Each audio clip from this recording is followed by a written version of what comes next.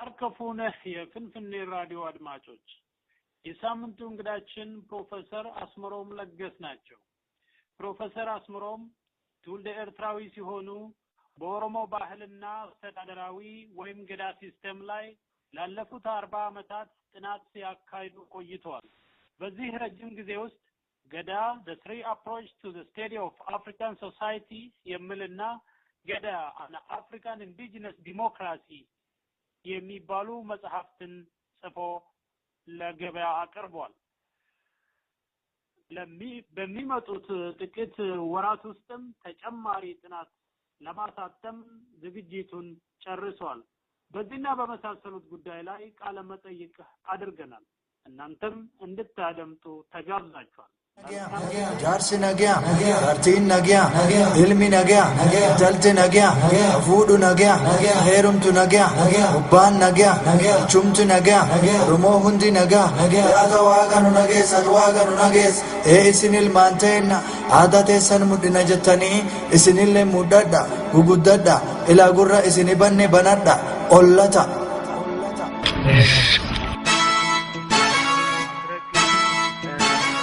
ስለፈቀዱልን እጅግ በጣም አመሰግኖታለሁ። በመቀጠል እንግዲህ የርሶ ህይወት በጣም ፋሽኔቲንግ ነው። ከኤርትራዊውም ከኢትዮጵያዊውም በዛ ዘመን ከነበሩት በተለይ ለየት ይላልና ወደ መጨረሻው መሰረት እንዲሆነን ልጅነቱን እስኪ ያጫውቱን። አስመሮም ለገስ ልጅነት ምን ይመስል ነበርና ከዛ ብንጀምር። በልጅነቴ ኤርትራ ነው ያደግኩት። እስከ ስድስተኛ የተወለዱትም እዛው ነው? የተወለዱትም እዚያ ነው አስመራ እና እስከ ስድስተኛ ክፍል ድረስ እዚያ ተማርኩ። በዚያን ጊዜ ከስድስተኛ በላይ ከትምህርት አልነበረም ኤርትራ። ስለዚህ ኤርትራ ያለነው ተማሪዎች በሙሉ ክርስቲያኖቹ ወደ ኢትዮጵያ ነው የሚሄዱት፣ እስላሞቹ ደግሞ ወደ ሱዳን ወደ ሌላ ሀገሮች ሄዱ ነበር ለትምህርት ለመቀጠል። ለምንድን ነው እስላምና ክርስቲያን ተላይቶ ወደ ሌላ ሀገር የሚሄዱት? ክርስቲያኖቹ ኢትዮጵያ ብንሄድ ምንም ችግር የለንም። እነሱ ግን በአረብኛ መቀጠል መማር ስለሚፈልጉ ወደ ሱዳን ወይ ወደ ሌላ አረብ ሀገር ነበር የሚሄዱት የሚበልጡት። ሞር ምቾት ወደዛ ወደ አረብኛ ወደሚማሩት ሀገር ይሆናል ብሎ ይሆናል ማለት ነው። ልክ በቋንቋ ምክንያት ነው። ቋንቋ ሲባል ነው። እና በግድ መሄድ መቀጠል ከፈለግን አዲስ አበባ መሄድ ነበረብን። ስለዚህ አዲስ አበባ ሄደን መሄድ የማይፈልግ ደግሞ እዛው ከቤተሰቡ ጋር ይቆያል ኤርትራ ማለት ነው። አዎ ቤተሰቦቼ ደሴ ነው ሄዱ የሚኖሩት የነበረ። እኔ ወደ አዲስ አበባ ሄድኩ ከሁለት ወንድሞቼ ጋራ። ሶስታችንም ወደ ተፈሪ መኮንን ትምህርት ቤት አስገቡን። ከዛ በፊት እስኪ ይሄ ዘመን መቼ ይሆናል? 1945 ነው ሄድነው ወደ ኢትዮጵያ።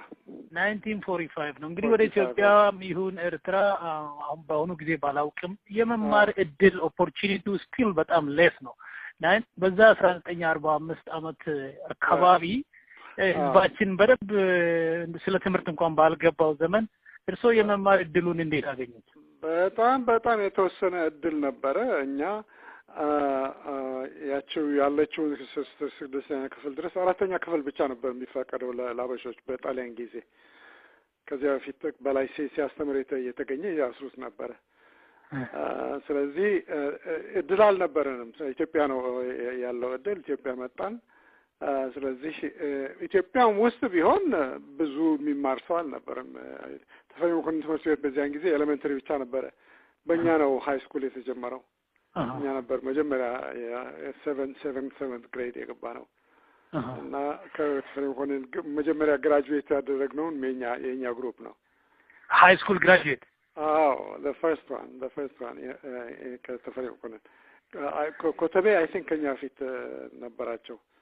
ቀዳማዊ ኃይለ ሥላሴ ሃይ ስኩል ነበር። ዊንጌት እርግጠኛ አይደለሁም። ዊንጌትም ከኛ በፊት ብዙ የቀደመን አይመስለኝም። በዚያ ጊዜ ነው ሃይ ስኩል መሰረታው ያለ። ስለዚህ በጣም የተወሰነ ነበር ትምህርት ኢትዮጵያ ውስጥ። ግን ያለው ለኛ በጣም ትልቅ ነገር ነበር። ምክንያቱም መቀጠል ቻለን ማለት ነው። የእርሶ አባት ወይም እናት የተማሪ አካል ነበሩ? እርሶ እንዲማር ለማን ነው ተጽዕኖ ያደረገው? ሁለቱም ሚስዮን ነው ያስተማራቸው ወንጌላዊት ቤተክርስቲያን ኤርትራ ቢሶቹ የተማሩ ነበር ትምህርት ቤቱም የተማርኩበት የሚስዮን ትምህርት ቤት ነው ሚስዮን ነበር የሚገፋው ሌላ ማን የሚያስተምራለ ወይ የካቶሊክ ወይ የፕሮቴስታንት ሚስዮን ናቸው ለአበሾች ትምህርት የሚሰጡት የመንግስት ትምህርት በሙሉ ለፈረንጅ እንጂ ለአበሻ የለም ፈረንጅ ማን ነው ጣሊያን ነው እንግሊዝ ጣሊያን ነበረ ጣሊያን እኔስ መጣ እንግሊዝ ነበሩ እንግሊዝ ገቡ ሁሉ የ8 አመት ልጅ ነበርኩ በ41 የ10 አመት ሆነኛል እንጂ ሲገቡ ሁሉ አስታውሳለሁ እና ከገቡ በኋላ አንድ 4-5 አመት ቆይቼ ነው ወደ ኢትዮጵያ ሄድኩት እርሶ ያኔ ወደ ኢትዮጵያ ሲመጡ ፈረንጅ ለርሶ ብርቅ አልነበረማ በእኛ ዘመን እንኳን ፈረንጅ ስናይ ከኋላው ነው የምንሮጠው በኢትዮጵያ አካባቢ ፈረንጅ ብርቅ ነው በጣም ኤርትራ ከፈረንጆች ጋር 50 አመት ተቀምጠናል አይወዱንም ቢሆንም ኢሚቴት ያደረገ ህዝቡ ብዙ ነገር ይማራል ከነሱ የቴክኒክ ችሎታ ለመበልጸግ የቻለው ኤርትራ ውስጥ አስተምሯቸው አይደለም በማየት ብቻ እየተከታተሉ ነው የሚማሩት ኦፊሻሊ እንዳትማሩ ይፈልጋሉ ኤርትራዊ እንዳይማር ይፈልጋሉ አዎ በጣም አታስተምሩ ተብሎ ታዘዋል ከአራተኛ ክፍል በላይ እንዳታስተምሩ እንደዚህ ነበር ያኔ ከኤርትራ ወደ ኢትዮጵያ መምጣት እንዴት ነበር ከከተማ ወደ ገጠር እንደመሄድ ነው ከገጠር ወደ ከተማ እንደመሄድ ነው አዲስ አበባና አስመራ እንዴት ነበር ከከተማ ወደ ገጠር እንደመሄድ ነው አስመራ በጣም ቆንጆ ነበረች ማለት ነው አስመራ በጣም ቆንጆ ነበረች እና አዲስ አበባ ሄደን ወደ ፒያሳ ይዘውን መቼ ነው ከተማ ምን ደርሰው እንላቸዋለን ከዚህ ወዲያ ከተማ ያለ ይሄው ነው አሉን ይሄው ነው አዲስ አበባ ነው ገጠር ነበር በጣም ገጠር ነበር የእርሶ ግምት ምን ነበር አዲስ አበባ ሄዳለሁ ስሉ በቃ ትልቅ ከተማ እንደሚሄዱ ሮም እንደሚሄዱ ነበር ያሰቡ መስሎኝ ነው ትልቅ ከተማ ሄዳለሁ ብዬ ነው አትሊስት እንደ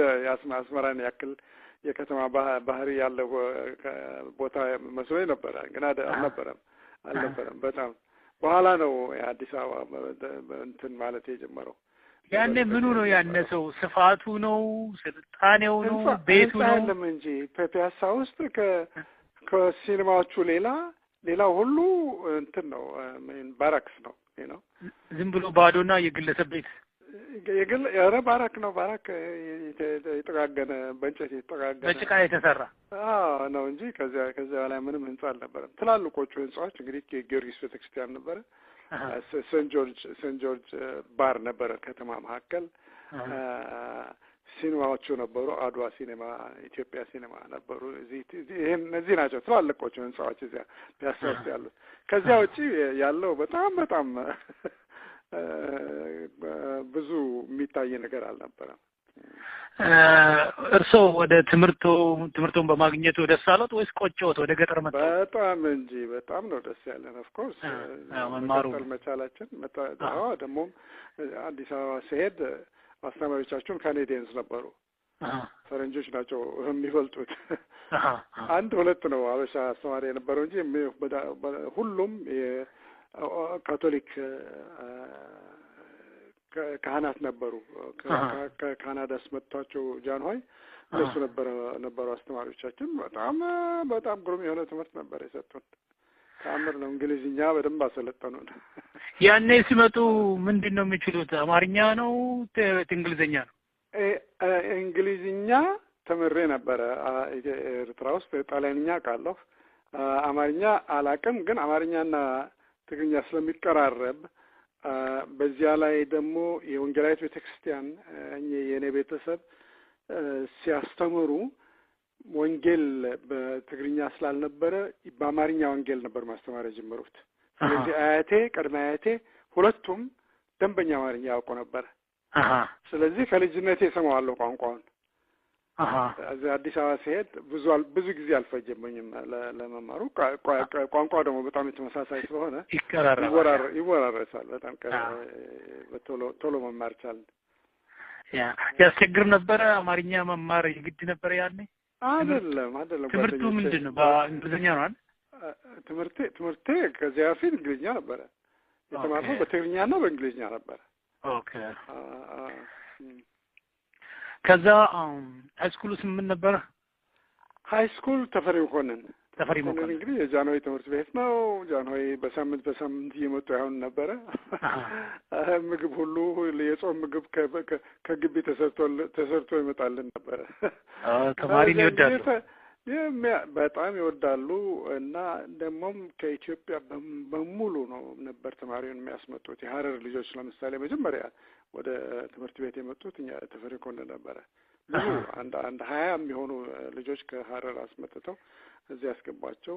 ለየጠቅላይ ግዛቱ እያስመጡ እዚያ ነበር የሚያስገቧቸው እና ልክ ኢትዮጵያ በሙሉ መታወቅ የጀመረው በዛ ነው በትምህርት ቤቶች ምክንያት ነው። እነዚህ የሚማሩት ተማሪዎች የፊውዳል ልጆች ናቸው የደሃ ልጆች ናቸው ጭምር ነው? የሚበልጠው የደሃ ልጅ ነው፣ ግን የከበርቴ ልጅም የመኳንንት ልጆች ሁሉም ተፈሪ መኮንን ነበር የሚመጡት። ተፈሪ መኮንንና ቀዳማዊ ኃይለ ሥላሴ ሁለቱ ዋና የሚማሩበት የነበረ እና መጀመሪያ ስንመጣ ለብቻ ዶርሚተሪ ነበራቸው እነሱ በጣም ልዩ ህይወት ነበራቸው። መጨረሻ ላይ ግን ትንሽ ሬቮሉሽን ስለተደረገ ሁሉም አንድ ይሁን ተብሎ የእነሱ ልዩ ዶርሚተሪ ተዘጋ እና ከዚያ ጀምሮ ነው እንግዲህ ትንሽ መንቀሳቀስ የሚጀምረው ተማሪ እና ያኔ የሀብታም ልጅ ለብቻ የደሃ ልጅ ለብቻ። አሁን ኮሌጅ ውስጥ ያለው ሴቶች ለብቻ ወንዶች ለብቻ ነው። ኖ ያኔ የጌታና የደሃ ልጅ ለየብቻው ነበረ። ዶርሚተሪ ልዩ ዶርሚተሪ ነበራቸው። ቀይ ሬድ ሃውስ ነው የሚባለው። ሬድ ከርትንስ ነበረው። በጣም የተሻለ ቦታ ነበረ። በኋላ ተዘጋ። በኋላ ያኔ ከኤርትራ መጥቶ እንግዲህ አንደኛ ደረጃ ነው ኤርትራ ነው የተማሩት። ሁለተኛ ደረጃ ጀምሮ ነው እንደው በህይወት ያለ ጓደኛ አለ ያኔ እስካሁን ያሉ ልጆች? አንዱ መስፍን ወልደ ማርያም ነው። አብረን ያደግነው። ከዚያም በኋላ አብረን ነው ወደ አሜሪካን ሀገር ሄድነው። እኔ ወደ ሃርቫርድ ሄድኩ። መስፍን ደግሞ ወደ ክላርክ ዩኒቨርሲቲ የሚባል እዚያው አጠገብ ተማረው። ጊዜ እንደገናኘ ነበረ። ኢትዮጵያውያን ያኔ የነበርነው 15 እንሆናለን። አብረን ወደ አሜሪካ መጣን። ከዚያ በኋላም ደግሞ እስካሁን ድረስ እሱ ወደ ሂውማን ራይትስ በኢትዮጵያ በኩል ነው የሚሰራው፣ እኔም ሂውማን ራይትስ በኤርትራ በኩል ነው የምሰራው። ስለዚህ በዚያ ምክንያት እስካሁን ድረስ በስራ እንገናኛለን። በስራ እሱ የሚሰራውን አነባለሁ፣ እሱም እኔ የምሰራውን ያነባል። ስለዚህ እሰማለሁ፣ ወሬ እሰማለሁ እንጂ አትገናኘው። መስፍን ያው እኔ እስከማውቀው ድረስ በእንቢተኝነቱ ነው የሚታወቀው፣ በመቃወም በሁሉም ዘመን፣ በአሁንም በደርግ እንኳን የተቃወመ አይመስለኝም። ብቻ ያው ደርግማ ሾሙት እንጂ ፈራጅ አድርገውት አልነበረም። የፈረዳቸው ሹማምንቶቹም አንዱ እኮ እሱ ነበረ። እንደዛ ብሏል መንግስቱ። አንዱ እሱ ነበር፣ አንደኛው ደግሞ በረከት ስላሴ ኤርትራዊ ነበረ፣ የህግ ምሁር ነበረ። እነሱ ነበረ መርጠው በሉ ፍረዷቸው፣ ማነው ቅኑ ማነው መገደል ያለበት የወሰኑት እነሱ ናቸው። ከዛ ህይወቶ ወደ ዩኒቨርሲቲ ገቡ። ዩኒቨርሲቲ ኮሌጅ ያኔ አዲስ አበባ ዩኒቨርሲቲ ነበር እንዴ? አዲስ አበባ ዩኒቨርሲቲ አይደለም የሚባለው፣ ዩኒቨርሲቲ ኮሌጅ አዲስ አበባ ነበር የሚባለው። ዩኒቨርሲቲ ኮሌጅ ትንሽ ነው በጣም። ከኮመርሻል ስኩል ጋር አንድ ህንጻ ውስጥ ነበርን። ግማሹ ኮመርሻል ስኩል ነው፣ ግማሹ ዩኒቨርሲቲ ኮሌጅ ነበረ። እንዳልኩት ጀዝዊቶቹ ከካናዳ የመጡት አስተማሪዎች በዚያው ቀጠሉ። ኮሌጅም የከፈቱት እነሱ ናቸው። ያው አስተማሪዎቻችን የቀጠሉ በዚያው፣ እኛም አብረን ቀጠልን እስከ መጨረሻ፣ እስከ ኮሌጅ መጨረሻ ድረስ እነሱ ነበሩ አስተማሪዎቻችን። ግሩም የሆነ ትምህርት ነው የተሰጠን። በጣም የሚያስደንቅ ነው። በዚያን ጊዜ ይሄ እነዚያን የሚያክል ምሁር በየፊልዱ በጣም የተማሩ ሰዎች ላቦራቶሪ ብትል ያኔ የነበረው ላቦራቶሪ ብታየው የሚያስደንቅ ነው። ኢኩዊፕመንቱ ማይክሮስኮፑ በጣም ግሩም የሆነ መሳሪያ ነበረ። ስለዚህ ለኛ የተሰጠን እድል ልዩ ነበረ። በዛ ዘመን እንደው ያጋጠሙት የኦሮሞ ተማሪ ነበር? በጣም ብዙ ጓደኛ ነበረኝ ኦሮሞዎች እና በስም ያስታውሳለሁ። የወሎ ልጆች ናቸው የሚበልጡት። አሰፋ ብሩ ነበር አንዱ የቀሩ ጓደኛዬ። አሰፋ ብሩ ታይፒንግ የሰራ ሰውዬ ነው ወይስ ሌላ ሰው? አሰፋ ብሩ እንትን ነበር የኢሌክሽን ኮሚሽነር ነበረ። የዛ ኃላፊነት ነበረ። እነ ክፍሌ ወዳጆም ነበሩ። ክፍሌ ወዳጆ፣ ሙሉጌታ ወዳጆ እነሱ ሁሉ የትምህርት ጓደኞቻችን ነበሩ። አብረውን ወደ ሃርቨርድ ሙሉጌታ አብረውን ወደ ሃርቨርድ መጥቶ ነበረ። እዚያ ነው ዲግሪውን ያገኘው። ከዛ እርስዎ ወደ ምን ቀጠሉ? እንዴት አንትሮፖሎጂስት ሆኑ? አንትሮፖሎጂማ ስሄድ ወደ አሜሪካ ነገር ከሄድኩ በኋላ መጀመሪያ ፊልድ የወሰድኩት ሊንጉስቲክስ ነበር። ቋንቋ ለመማር ነበር የፈለኩት የቋንቋ ትምህርት። ግን በሃርቨርድ ስለ ሴሜቲክ ቋንቋ ብዙ እውቀት አልነበራቸውም፣ አስተማሪም አልነበረም። ስለዚህ ወደ አንትሮፖሎጂ መግባት ይሻለኛል ብዬ አንትሮፖሎጂ ገባሁ እና እዚያ እያለሁ እንግዲህ መጀመሪያ ፕሮፖዛል ያቀረብኩት ለፒኤችዲ ኤርትራ ሄጄ ስለ መሬት ይዞታ ስሪት የኤርትራ ባህላዊ ስሪት ለማጥናት ነበረ እና ፕሮፖዛል አቅርቤ ፋንዲንግ አግኝቼ ገንዘብ አግኝቼ ጥናቱን ለማድረግ ፈቃድ ማስፈቀድ ስሞክር አካል ወርቅ ነበር የትምህርት ሚኒስቴር ዲሬክተር ነበሩ በዚያን ጊዜ። አይፈቀድም አሉኝ። ይሄ በደርግ ነው ባለስላሴ ነው? ኖ በ61 1961 ነው። ይሄ እንግዲህ ይሄ ባለስላሴ 1961 ኤርትራ ሄጄ ይሄን ጥናት ማድረግ እፈልጋለሁ ስላቸው በአሁኑ ጊዜ በምንም አኳኋን ኤርትራዊ ወደ ኤርትራ ሄደው ጥናት እንዲያደርግ አንፈቅድም አሉ። ምን ነው ብላቸው በኋላ ይገባኛል እንግዲህ የኤርትራ ኢንዲፔንደንስ ሙቭመንት ተጀምሮ ነበር። ሊበሬሽን ፍሮንት ተጀምሮ ነበር 1960 ያኔ ነው የሚነሳው ያለ። በዚያ ምክንያት ከለከሉኝ። ሲከለክሉኝ ተመልሼ ሪቪዥን ማድረግ ጀመርኩ እና ሃርቨርድ ቁጭ ብዬ ሪሰርች ሳደርግ የላይብሬሪያኗ ምን ትለኛለች? እኛ እኮ አንተ ከኢትዮጵያ አይደለም የመጣኸው አለችኝ። አልኳት እንግዲያው እዚህ ስለ ኢትዮጵያ እኛ ያተምነው መጽሐፍ አለና ማየት ትፈልጋለህ ወይ ትለኛለች። አዎ አልኳት እና ታመጣና የቸሩሊ ፎክ ሊተሬቸር ኦፍ ዘ ጋላ የሚለውን መጽሐፍ ሰጠችኝ። ምን ይላል? አንዴ ልጻፈው። ፎክ ሊተሬቸር ኦፍ ዘ ጋላ ነው የሚለው። እና በጣም ጥልቅ ምርምር ስለ ኦሮሞ ባህል ነው። በቋንቋው ነው የሚመዘግበው። በቋንቋውና በእንግሊዝኛ እየተረጎመ ነው የጻፈው። and for the first time ሰውየው ጣሊያን ነው፣ ግን በዚያ አመት ሃርቨርድ ሄዶ ነበር። ሃርቨርድ ሆኖ በእንግሊዝኛ አሳተመው ይሄን መጽሐፍ። በዚያ ምክንያት እኔ ለማንበቡ ምንም አላስቸገረኝም። አነበብኩ። እሱን አንብቤ ሲጨርስ ግማሹ መጽሐፍ ስለገዳ ነበረ። ሰውየው አዲስ አበባ ሆኖ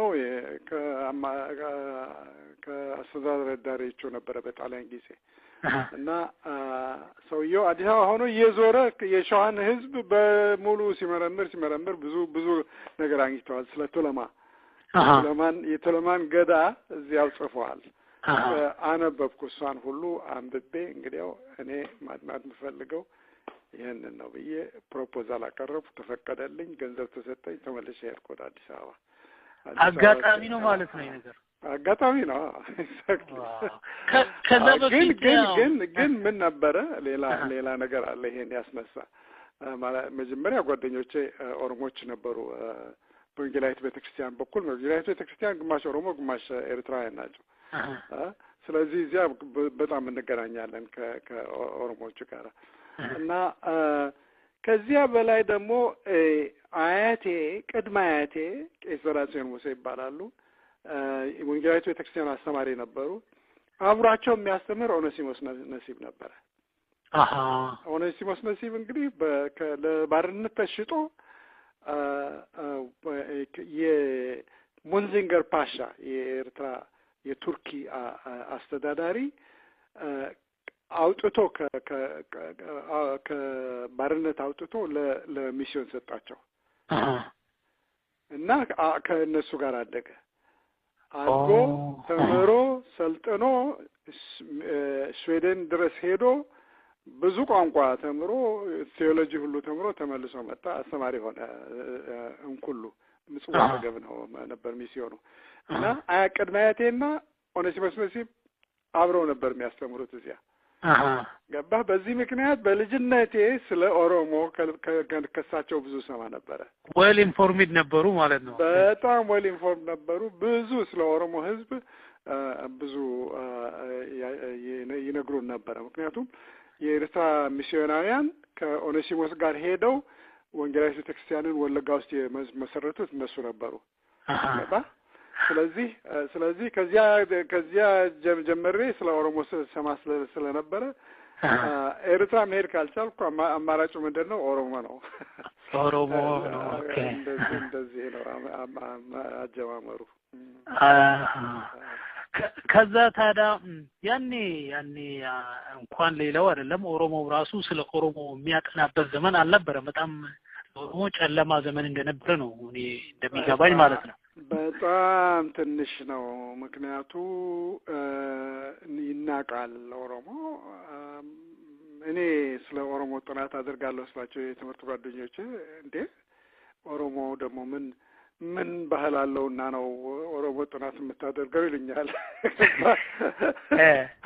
ስለዚህ አውቃለሁ ይሄ አስተያየት እንዳለ በደንብ ይገባኛል።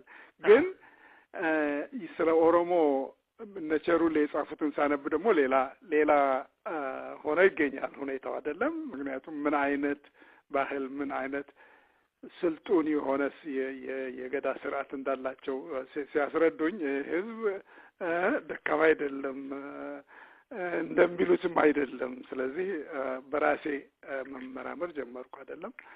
ግን ውስጡ ገብቼ ደግሞ ራሴ መመርመር ጀምር ይሄ ፒክቸር ያላቸው የኦሮሞ ኢሜጅ ያላቸው ድሁር ነው፣ ስልጣን የለውም፣ መንግስት የለውም፣ የመንግስት ስርዓት የለውም የሚል አስተሳሰብ ስህተት መሆኑ ከዚያ ጊዜ ጀምሬ በደንብ ይገባኛል። ስለዚህ እየተመላለስኩ ኢትዮጵያን በሙሉ እየዞርኩ ነው መጀመሪያ መመርመር የሞከርኩት። ገዳ የት ነው ያለው ህያው የሆነ ስርዓት ያለው የት ነው ብዬ በሙሉ ዞሬ አየሁና ከሁሉም አርሲ፣ ጉጂና ቦረና ናቸው ተስፋ ያላቸው ብዬ እዚያ በጥልቀት መመራመር ጀመርኩ። አርሲ 3 ወር ተመላለሼ መጨረሻ ላይ እነሱም ጋር ገዳ መጥፋቱን ተረዳኝ። መጨረሻ ላይ ወይ ጉጂ ወይ ቦረና መሆን አለበት ብዬ ወሰንኩ። ስለዚህ በቀጥታ ወደ ቦረና ሄጄ ምርምር ማድረግ ጀመርኩ። ከዛ በፊት ግን አሁን እርስዎ የኦሮሞን ስርዓት ወይም ደግሞ የገዳን ስርዓት ለማጥናት ሲሞክሩ አብሮ አደግ ጓደኞች በትምህርት ቤት የሚያውቁ በየኮሌጅ የሚያውቁት እንደዚህ ዲስካሬጅ ሲያደርጉት ስቲል እንዴት ሬዚስት አድርገው ቀጠሉበት? ላይክ ምንም እርዳታ በሌለበት ነገር እኔ በጣም ፋሲኔት ያደረገኝ መጀመሪያ የኦሮሞዎች ጠባይ ነው። ባህሪያቸው ከወደዱህ ኦሮሞዎች ከወደዱህ በጣም ፍንክች አይሉም አይደለም። ስለዚህ ይሄ ፐርሰናል አኩዌንተንስ ስለነበረኝ ከዚያ ደግሞ ገጠር ሲሄድ ነው ማለት ቦረና ሲሄድ ጉጂም ሲሄድ እንደዚያው ያደረጉኝ አቀባበል ሌላ ነገር ነበር። ምክንያቱም ስለገዳ ኢንትረስት ያለው ሰው መጥቶ እዚያ እነሱ መጠየቅ ሲጀምር እንዴ ገዳም እንደሆነ አማራው ክርስቲያኑ ህዝብ ገዳም እንደሆነ ስሙንም አያውቁትም ነው የሚሉኝ። አንተ ከየት መጥተህ ነው ይሄን ሁሉ መመራመር የቻልከው ነው የሚሉኝ። ገባህ? ገብቷቸዋል። እኔ በጣም ኢንትሪግ እንደሆንኩ ስለ ስርዓታቸው ስለሚያውቁ ሰድ ቤሲካሊ ቦረና መጀመሪያ የገዳም መሪዎች ጋር መተዋወቅ እችላለሁ አልኳቸው። አንድ ቤት ትንሽ ጎጆ ተከራይቼ ነበረ ንጌሌ ውስጥ እና አባገዳውና 5 የስራ ጓደኞቹ በፈረስ ገበያ መጥተዋልና ለምን አትጋብዛቸውም ይሉኛል። መልካም ብዬ ቤቴ ግብዣ አደረኩላቸው። መጡ ተዋወቅን፣ ቁጭ ብለን አወራን። ስናወራ እነሱም እንደ ሌሎቹ በጣም ተደነቁ ስለ ገዳ ይሄን ያክል ኦልሬዲ ከቸሩሊ ብዙ ተምሬ ስለነበረ ብዙ የሥርዓቱን መዋቅርት በደንብ ይረዳዋለሁ። ስለዚህ ይሄንን ሲያውቁ በል እንግዲህ አንተ እዚህ አይደለም ቦታ ከኛ ጋር ትሄዳለህ ወደ መንደራችን ይሉኛል። እና እሺ ብዬ ላንድ ክሩዘር አለችኝ። እንግዲህ ላንድ ክሩዘር መንደራቸው ልትገባ አትችልም። በዚያን ጊዜ ጫካ ነው። ስለዚህ ምን አደረጉ? 2 ሰዎች ሰጥተውኝ የሚመሩኝ ፍላሽ ላይት እና አክስ ይዘው እየመነጠሩ 4 ሰዓት ፈጀብን መንደሩ ድረስ ለመድረስ። እኩለ ሌሊት ሲሆን መንደር ደረስን። በስንት መከራ በስንት ጭንቀት ነው የገባን። መንገድ ማወጣው ታዲያ እየመነጠሩ መንገድ ማወጣው። እሺ ስንት ጊዜ ፈጀበት? 4 ሰዓት ፈጀብን መንገዱ ላይ። አጭር ነው መንገዱ፣ ግን ጫካ እየመነጠሩ ብዙ ጊዜ ይፈጃል። እዚያ ስገባ ጨለማ ነው። ስለዚህ እንግዳ መጥቷልና ማየት አይችልም፣ እናንተም ልታዩት አትችሉም። ስለዚህ እሳት አቀጣጥለው ቢግ ቦንፋየር አቀጣጥለው ድንኳን እንድተክል ረዱኝ። ድንኳኔን ተከልኩ። አባገዳው በል እንግዲያው ሚስቶቼ እነዚህ 2 ናቸው። 2ቱም የሚያስፈልግን ሁሉ ምግብ የፈለከውን ሁሉ ይሰጡሃል። እዚህ ትከል ድንኳንን ብሎኝ እነሱ ጋር ነው የተከልኩት ድንኳኔን። ከዚያ ጀምሬ ዋናው የሪሰርች ሴንተሬ የአባገዳው መንደር ነበረ። ኦላ አርቦራ ይባላል። ኦላ አርቦራ ማለት የገዳ መሪዎች መንደር ማለት ነው። 6 የገዳ መሪዎች 8 ዓመት አንድ ላይ ነው የሚቀመጡት በስልጣን ባሉበት ጊዜ። ስለዚህ ምርምሩን በሙሉ ያደረኩት ከዚያ እየተነሳሁ ቦረናን በሙሉ ዞር። ግን ሁል ጊዜ ተመልሼ የምሄደው የአባገዳው መንደር ነበረ። ከዛ ነው የሚያስገባኝ። ስንት ጊዜ የፈጀቦት አጥንቶ ለመጨረስ? የመጀመሪያው ጥናቴ 1 ዓመት የፕሪሊሚናሪ ሪሰርች ኢትዮጵያን በሙሉ እየዞርኩ ነበር። ያኔ ዩኒቨርሲቲ ኮሌጅ አዲስ አበባ እያስተማርኩ ነው ሪሰርቹን ፕሪሊሚናሪ ሪሰርች የሰራሁት። ከዚያ ዋናው ምርምር 2 ዓመት ፈጀብኝ እና በ2 ዓመት ውስጥ የሚያስፈልገኝ ኢንፎርሜሽን ሁሉ ሰብስቤ ሃርቫርድ ተመልሼ ሄድኩ። ከዚያ 2 ዓመት ፊልድ ወርክ ሰርቼ መጽሐፉን ለመጨረስ 7 ዓመት ፈጀብኝ። 7 ዓመት በጣም ሰፊ ምርምር ነበረ። በብዙ አንግል ነበር። 3 approaches to the study of African society ነው የሚባለው መጽሐፉ። 3 approaches ማለት የፈረንሳዮች፣ የእንግሊዞች፣ የአሜሪካኖች ስታይል ኦፍ አንትሮፖሎጂ ስላለ የእነሱን ሁሉ እየተጠቀምኩ ምርምሩን ያካሄድኩት። ስለዚህ እሱን ሁሉ አናላይዝ ለማድረግ 7 ዓመት ፈጀብኝ። ግን ወዲያው ከ7 ዓመት በኋላ ካቀረብኩት በኋላ ለሃርቫርድ ወዲያው ለፕሪንቲንግ ፕሬስ ሄዶ ታተመ መጽሐፉ። 1973 ጨረስኩ። 1973 ታትሞ ወጣ መጽሐፉ። ይሄ የእርሱ መጽሐፍ ገዳ የሚባለው መጽሐፍ ገዳ ሲስተም አን አፍሪካን ኢንዲጂነስ ዲሞክራሲ የሚለው አይደለም። እሱ ሁለተኛው ነው። የመጀመሪያው ገዳ 3 approaches to the study of African society ነው የሚለው። ገበያ ላይ አለ ይሄ መጽሐፍ ከ2000 መጀመሪያ የታተመው ደግሞ ሁለተኛው ስለ ቦረና ብቻ ሳይሆን ስለ ኦሮሞ በጠቅላላ ነው። ታሪክም አለው። ስለ ፖለቲካን ኢንስቲትዩሽንስ ህግ ስርዓቱን በሙሉ የሚመረምር መጽሐፍ ነው። ሁለተኛው ሰፊ ነው። የሁለተኛው እሱ ደግሞ is called ኦሮሞ ዲሞክራሲ an indigenous African political system ነው የሚለው። ኦኬ የመጀመሪያው ኦንላይን ይሄ ኦንላይን አማዞን ላይም አለ። አማዞን አለ።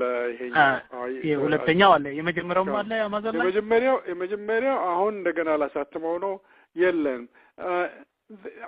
አለ አንድ ኦብስኩር የሆነ ኦንላይን ኮፒ አለ። ቨሪ ፑር ሪፕሮዳክሽን ያደረጉት እሱም አቬይለብል ነው፣ ግን አይነበቡም። አሁን እንደገና ታትሞ ሊወጣ ነው እሱ። እሱን ግን ባለፈው 40 ዓመት ያደረኩት ምርምር ሁሉ አስገብቼ ሪቫይዝ ሆኖ 2 አዲስ ቻፕተር ጨምሬ ላወጣው ነው ሁለተኛውን።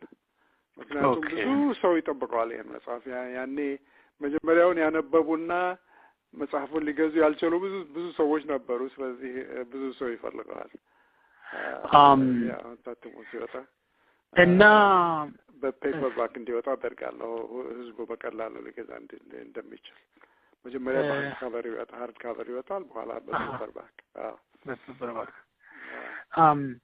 የእርስዎ መጽሐፍ በብዙ እንትን ላይ እንደ ሪፈረንስ ተጠቅመውበታል። ብዙ ሰው የእርስዎ እንደ ሪፈረንስ ብዙ ከዛ በኋላ የጻፉት ፖለቲካውንም ምኑንም ብቻ እንደዛ ነው። ከእርስዎ በፊት እና ከጣሊያናው በፊት እንደው የጻፈ ሰው አለ እንደዚህ?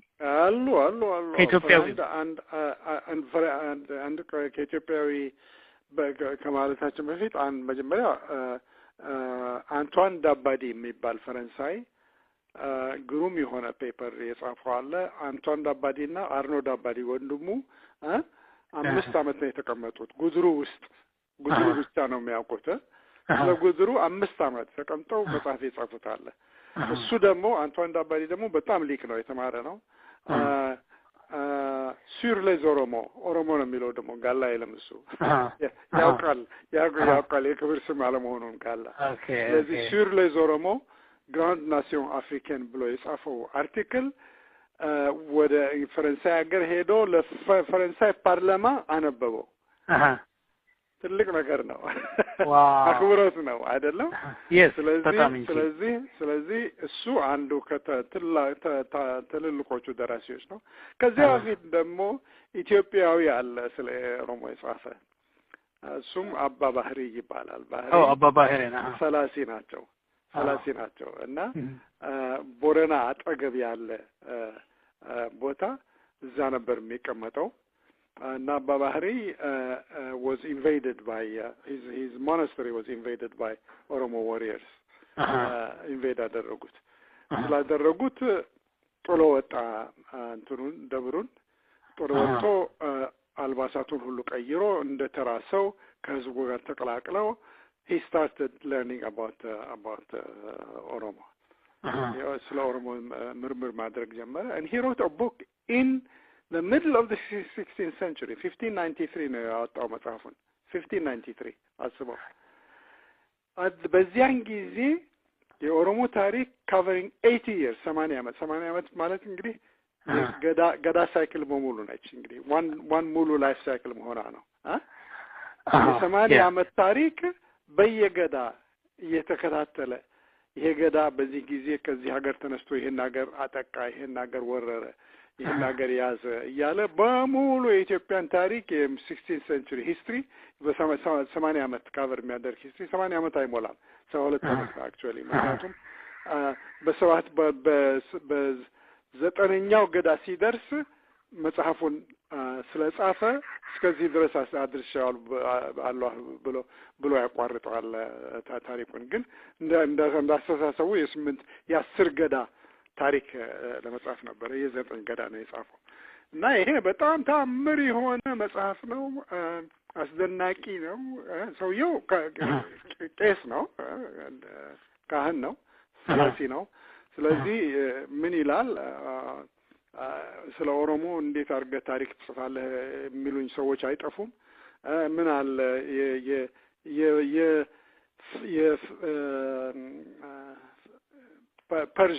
የፐርዥንስ ታሪክ ሁሉ ተጽፎ የለም ወይ የነሱም ቢጻፍ ምን ችግር አለበት ብሎ ነው የሚገባው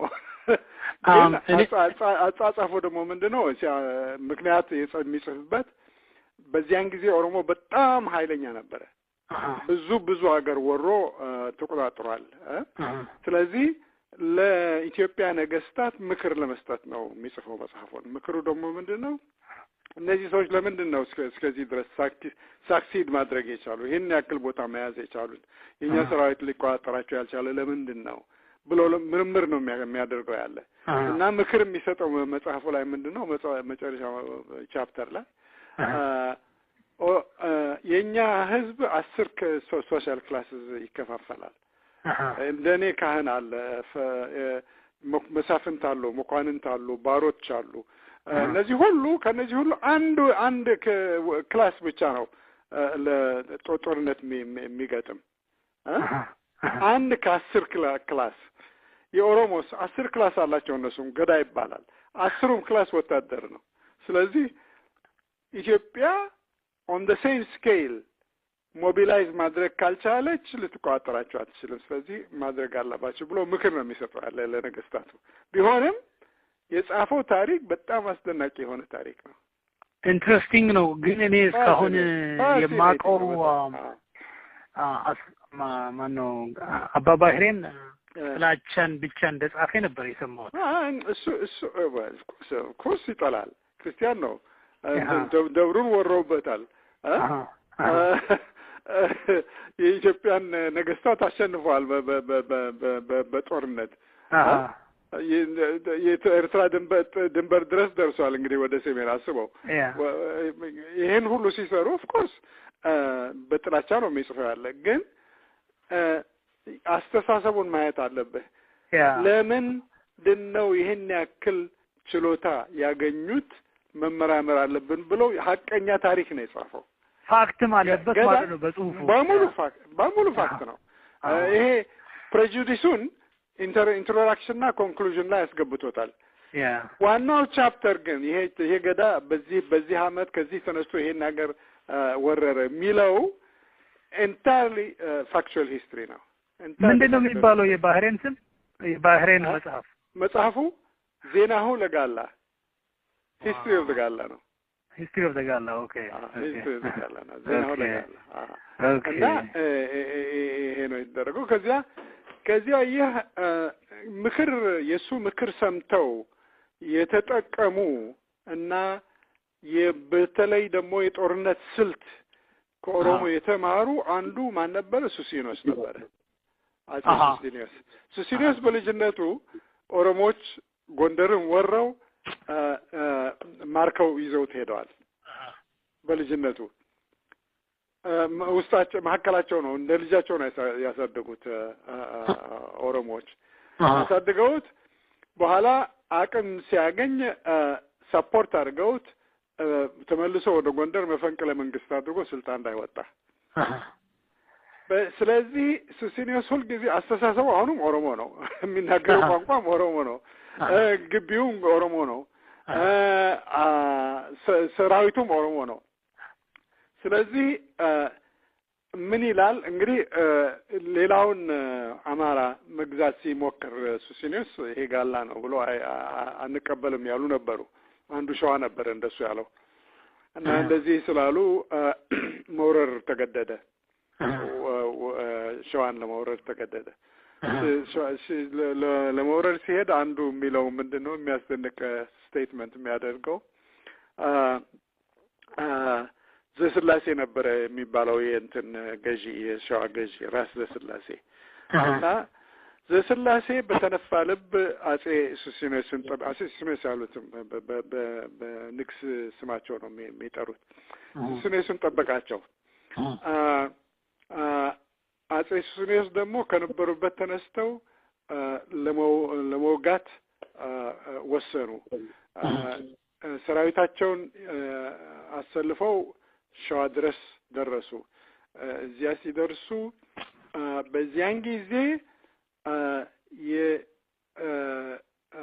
ሱሲኒዮስ ሰራዊቱን እንደጋላ የርብርቦሽ አሳመረ እንደገና የርብሮዎች አሰማ የርብሮዎች ማለት ምንድነው in columns ሰራዊቱ በሶስት ኮለም ነው የሚደራጀው ሲያጠቃ የማከል ኮለም ያጠቃል ሁለቱ ደግሞ በጎን ፍላንክ ሁለት ፍላንክ የፈረሰኛ ሰራዊት እየመራቸው ነው የሚያጠቁት ይሄ ስልት ሱሲኒዮስ በሙሉ ተጠቅሞበታል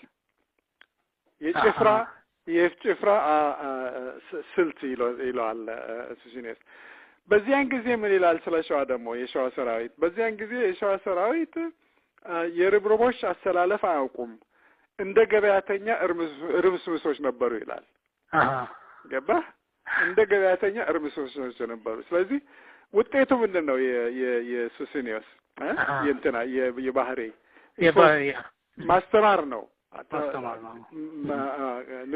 ነገስታቱን አስተምረው ሞቢላይዜሽን ኦን አ ማሲቭ ስኬል ማድረግ አለባቸው ብሎ ያስተማራቸው እና በዚያ ላይ ደግሞ ሱሲኒዮስ አድጎ ኦሮሞስ አድጎ ተምሮ የሰራዊት ስልት ተምሮ የተጠቀመበት ንጉስ አንዱ እሱ ነበር እና እሱ ደግሞ ካቶሊክ ፖርቹጊዝ አልነበረም በዚያን ጊዜ ኢትዮጵያ ውስጥ ፖርቹጊዞች አጥምቀውታል ካቶሊክ አድርገውታል ስለዚህ በዚያ ምክንያት ፖርቹጊዞች ሙሉ የህይወት ታሪክ ስለእንትን ጽፈዋል ስለ ሱሲኒዮስ ጽፈዋል the only king of Ethiopia who has a full length biography የቀረው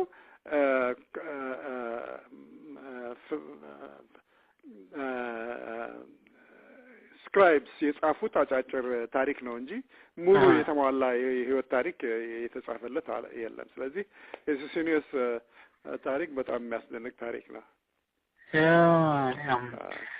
በጣም ኢንተረስቲንግ ነው አሁን ፕሮፌሰር የሶ አዲስ መጽሐፍ ማለት የመጀመሪያው እንደገና ላሳትም ነው ብሏልና ስሙን ቀይሮ ነው ሰማ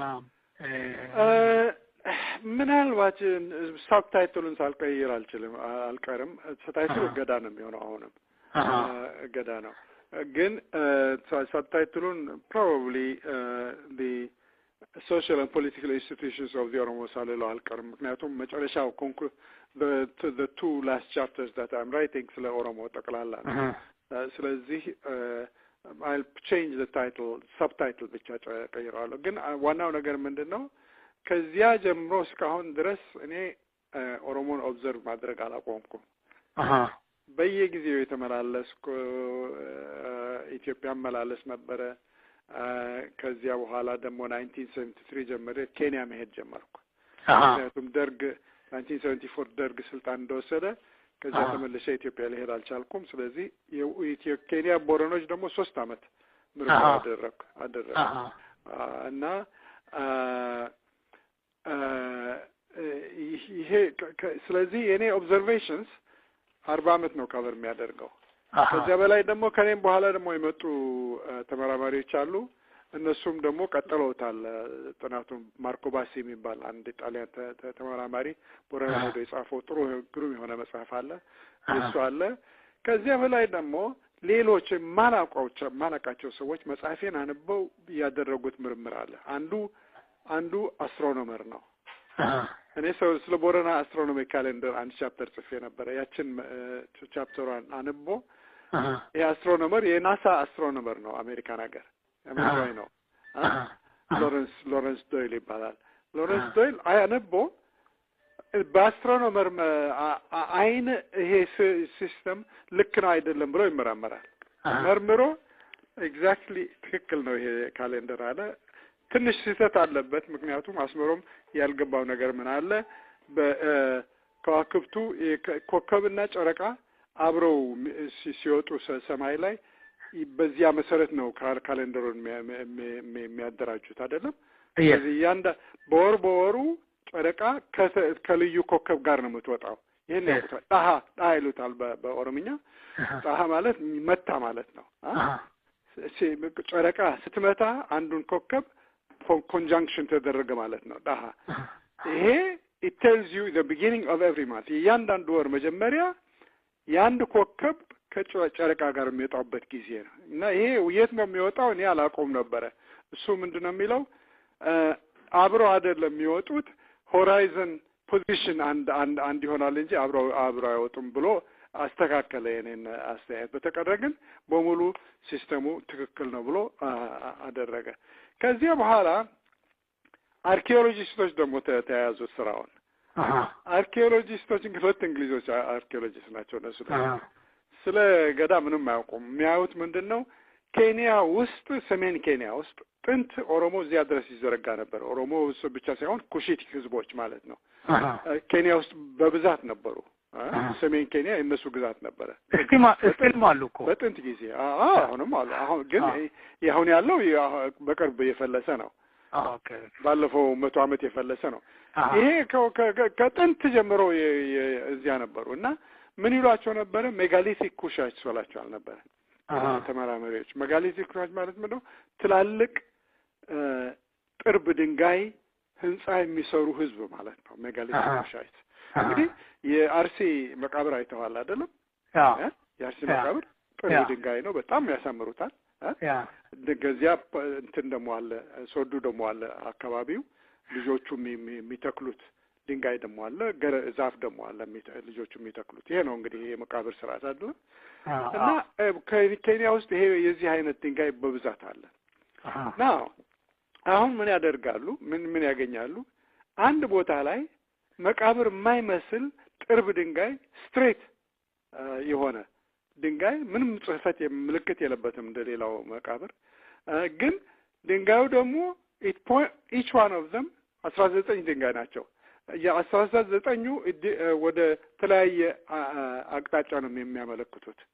ወደ ሰማይ ነው የሚያመለክቱት ግን አቅጣጫቸው በጣም የተለያየ ነው እያንዳንዱ። እና ይሄ እንደ መቃብር ሰርቶት ምናልባት ተበላሽቶ ይሆናል ብሎ የሚል አስተሳሰብ ነበር እስከዚያ ድረስ። ወይ ደግሞ አንድ አይነት የሪቹዋል የሃይማኖት የሚያከብሩበት ቦታ ይሆናል ብለው ወስነውት ነበረ። አሁን ምን ይሆናል? እኔና ይሄ አስትሮኖመሩ የጻፈውን ማን ያነባል? አርኪኦሎጂስቶቹ ያነባሉ። አርኪኦሎጂስቱ ይሄንን ድንጋይ ትርጉሙ ምን እንደሆነ ማወቅ አልቻሉም ነበር እስካሁን ድረስ። አሁን ምን ይላሉ? ምናልባት ይሄ ነገር it may be ድንጋዩ ወደ ሰማይ የሚያመለክተው ጨረቃና ኮከብ የሚገናኝበትን ቦታ የሚያመለክት ሊሆን ይችላል። ስለዚህ ፕሪሚቲቭ አስትሮኖሚካል ኦብዘርቫቶሪ መሆን አለበት ብለው ይመረምራሉ። ሲመረምሩ ጊዜ ከነዚያ 6ቱ exactly pointed to 6 of the stars that Oromo use for the calendar. ትክክል ፖይንተር ሆነው ተገኙ። ነገር ግን ፖይንተሩ የአንድ ዲግሪ ስህተት አለበት። ሁሉም የአንድ ዲግሪ ስህተት አለባቸው። ገባ? ለምን ሊሆን ቻለ ብሎ መመርመር ይጀምራሉ። ሲመረምሩ ምን ያገኛሉ? ለምን ይሄ ሊሆን ቻለ ተብሎ መጠየቅ ጀመሩ እንትኖቹ አስትሮኖመሮቹ። አንዱ ምን ይላል? ፕሪሴሽን የሚባል ነገር አለ በአስትሮኖሚ። ፕሪሴሽን ማለት ምንድነው? ዓለም አቅጣጫዋ ቪዛቪ ፀሐይ ተንጋዳ ነው ያለችው አይደለም? ይሄ አክሲስ ፊክስድ አይደለም፣ ይወዛወዛል። ግን ይወዛወዛል ሲባል ደርሶ መልስ ይሄን መወዛወዝ እስኪጨርስ ድረስ 26000 ዓመት ይፈጃል። 26000 ዓመት ደርሶ እስኪመለስ ድረስ። ይሄ ሲሆን እኛ የምናያቸው ከዋክብት ትንሽ እየተለያየ ይሄዳል ከጊዜ በየሺህ ዓመቱ እዚህ የነበረው ኮከብ ፈቅ ብሎ ይገኛል እንደሚታየው ማለት ነው። ኮከቡ ቦታውን አይቀየርም። እኛ ግን እንትናችንን የዓለም አንፈት ስለተቀየረ የምናየው ይለወጣል ማለት ነው። ስለዚህ በዚህ ምክንያት ይሄ ስህተት የአንድ ዲግሪ ስህተት ሊመጣ የቻለው በዚያ በፕሪሴሽን ምክንያት ነው ብለው መቼ ነው እንግዲህ ይሄ ሐውልት ትክክል የነበረው አንዱ ዲግሪ ስህተት የፈጠረው መቼ ነበር ትክክል የነበረው ብሎ ካልኩሌት ሲያደርጉ 200 ዓመት ከክርስቶስ ልደት በፊት ተባለ። ሐውልቱ የተተከለው 200 ዓመት ከክርስቶስ ልደት በፊት መሆኑን መገመት ቻሉ። ከዚያ በኋላ ደግሞ አርኪኦሎጂስቶቹ ሁለተኛ ሌላ ምርመራ አድርጎ ይሄ ደግሞ ምንድነው ካርቦን ዴቲንግ ይባላል። ሬዲዮ ካርቦን ዴቲንግ ደግሞ ሐውልቱና በአካባቢው ያለው ኦርጋኒክ ማቴሪያል አይተው መርምረው ኦርጋኒክ ማቴሪያሉ ካርቦን ሬዲዬሽን ስላለው የቀነሰ ይሄዳል ኦቨር ታይም በሬዲዮ ካርቦን ዴት ያደርጉት ደግሞ አሁንም ቢሆን የቦታው የሐውልቱ እድሜ 200 ዓመት ከክርስቶስ ልደት በፊት ሆኖ ተገኘ። ስለዚህ ምን ማለት ነው? የኦሮሞ አያቶች ከ200 ዓመት ከክርስቶስ ከ2000 ዓመት በፊት ማለት ነው እንግዲህ ከ2000 ዓመት በፊት ልም ያለ ሶፊስቲኬትድ የሆነ አስትሮኖሚካል ካሌንደር ነበራቸው ማለት ነው። በጣም ትልቅ እኔ ኤክስፔክት ያላደረኩት አቺቭመንት ነው። እኔ አይደለሁም ያደረኩት አይኖሩን ሌሎች ናቸው ያደረጉት። ቢሆንም እውቀት ኮንካቴኔት እያደረገ ነው የሚሄደው እንደ ቼን ነው አይደለም? አዎ አንዱ የጀመረው ሌላ ይቀጥላል፣ ሌላው ይጨርሳል፣ እዚህ ደርሷል። ስለዚህ አሁን የምጽፈው መጽሐፍ ሁለተኛው ቨርዥን የገዳ ይህን ሁሉ የኔ ብቻ ሳይሆን ደግሞ ማቴማቲሽን ደግሞ አለች አንዲት ፕሮፌሰር የማቴማቲክስ እሷም ደግሞ ማቴማቲክስ ኤልስዌር የሚባል ጽፋለች። እሷ ደግሞ ሌላ የገዳ ስርዓት የገዳ ክሮኖሎጂ ውስጡ ማቴማቲካል ፕሪንሲፕል አለበት ታሪክን ለመቆጣጠር የሚጠቀሙበት። ስለሱ ደግሞ አንድ ቻፕተር ጽፋለች መጽሐፏ ላይ። መጽሐፉ ደግሞ የሚባለው ምንድነው? ማቴማቲክስ ኤልስዌር። ማቴማቲክስ ማለት ከምዕራባውያን ሀገር ውጪ ማቴማቲክስ ምን አይነት አለ ተብሎ አንዱ ኤግዛምፕል የተገኘው እንግዲህ የኦሮሞ ነው። ስለዚህ የሶስቱም ምርምር እኔ አዲሱ መጽሐፍ ውስጥ አስገብቼ ሰፋ ያለ መጽሐፍ ነው ያሆኑ ማለት ብዙ ከዚያ ወዲህ የተደረገው ምርምር ሁሉም የሚያጠቃልል ይሆናል ማለት ነው። ፕሮፌሰር እንግዲህ ይሄ በጣም ሰፊ እውቀት ነው። እንግዲህ በአፍሪካ ደረጃ በሰፊ መታየት የነበረበት በኢትዮጵያ ደረጃም ዲያስፖራው ነው እንጂ ስለ ገዳ ሲስተም ስለርሶ መጽሐፍ የሚያውቀው ሀገር ውስጥ ያለው ሰው ብዙም የለም። አሁን እንዴት ቦረኖች ያውቃሉ። ኦፍ ኮርስ ግን ቦረና ትንሽ ነው በህዝቡ ሲታያ ጉጂም ያውቃሉ። ጉጂና ቦረና ነው ባህሉን ጠብቆ እስካሁን ድረስ የቀጠለው ጉጂና ቦረና ነው። ሁለቱም አላቸው። እንዴት አሁን አዲሱ መጽሐፍ ሀገር ውስጥ ያለውን ማህበረሰብ ይደርሳል? ኤግዛክትሊ እንዴት ማድረስ ይችላሉ? እንግዲህ የአሁኑ መጽሐፌ መጀመሪያ ህንድ ሀገር ነው ማሳተመው። ታትሞ ለዳያስፖራ ይሸጣል። ከተሸጠ በኋላ ሁለተኛው ኤዲሽን ፔን ፔፐር ባክ ቺፕሊ አዲስ አበባ እንዲታተም ይደረጋል። አዲስ አበባ ታትሞ ኦሮሞ ዩኒቨርሲቲስ ኦሮሞ ህዝብ በሙሉ እንደ ልብ እንዲጠቀምበት ለማድረግ ነው። እንደ ቴክስትም ቢገለገሉበት እንደ ቴክስት እንደ ማስተማሪያ of course and really on a massive scale እንዲስፋፋ ነው የምፈልገው። እኔ ላሳትመው አልችልም ይሄንን ሁሉ ግን አንዱ የመጀመሪያው 1000 ያህል ኮፒ እኔ አሳትሜ ዋጋውን እናስመልሳለን። ግን እኔ ስለማሳትመው ኮፒራይቱ የኔ ነው። ስለዚህ ኮፒራይቱ ለኦሮሞ ህዝብ ነው የምሰጠው እኔ። ኦሮሞ ህዝብ አሳትሞ ተጠቅመውበት ገቢው ለኦሮሞ ኦርጋናይዜሽንስ ይሆናል። ኦሮሞ ዩኒቨርሲቲ ሊጠቀሙበት ይችላሉ፣ ማህበራት ሊጠቀሙበት ይችላሉ፣ ኦሳ ሊጠቀሙበት ይችላል and so that's my hope. yeah ሁለተኛው መጽሐፍ ያሳተምኩት በሬድ ሲ ፕሬስ ነው የታተመው። ኪሳራ ነው ምክንያቱም አንዴ እሷ ታሳተመው ትርፉ ሁሉ ይቆጣጠራሉ ላታሚው ነው። ደራሲው ምንም የሚያገኘው ነገር የለም ኤክሴፕት መጽሐፉ ይታወቅለታል፣ ሰው ያነብለታል ማለት ነው። አሁን ግን I don't want to do that. አሁን ማድረግ የምፈልገው በራሴ አሳትሜ ኮፒራይቱን ለኦሳ ሰጠዋለሁ ወይ ለኦሮሞ ኦርጋናይዜሽን ሰጠዋለሁ። እነሱ ያሳተሙ እንዳፈቀዳቸው as much as they want for as long as they want ያሳተሙ ለህዝብ ሊያድሉት ይችላሉ። በደርግ ዘመን ወደ ኢትዮጵያ አለዱም ባለው ችግር አንፃር በአሁኑ ዘመን ሄደው ያውቃሉ? አዲስ አበባ 1974 አዲስ አበባ ነበርኩ። እሱ ያኔ ገና ደርግ ሲመጣ ነው መሰለኝ። ልክ ደርግ ሲመጣ የሁለት ዓመት ጥናት የአዲስ አበባ ከተማ ምርምር ሶሻል ሰርቬይ አዲስ አበባ ለማድረግ ሄጄ ነበረ። ሰርቬይ ያደረኩ ደርግ ስልጣን ላይ ይወጣል። ሶ ቤሲክሊ አንድ ዓመት ጥናት አድርጌ የሁለተኛውን ዓመት ጥናት ሳላደርግ ደርግ ስልጣን ወጣ። እንግዲህ በዚያን ጊዜ ለደርግ ጻፍኩላቸው እንደዚህ ያለ ጥናት አድርገናልና ለሀገር ጠቃሚ ነው ተመልሼ ሁለተኛውን ዓመት ምርምር እንዳደርግ ይፈቀድልኝ ብዬ ጠየቅኩ። መልሰው ጻፉልኝ። ክቡር ፕሮፌሰር ይህ እርስዎ የሚያደርጉት ጥናት አብዮታችንን የሚደግፍ ከሆነ ውጤቱ አብዮታችንን የሚደግፍ ከሆነ ይፈቀዳል፣ ካልሆነ አይፈቀድም አሉኝ።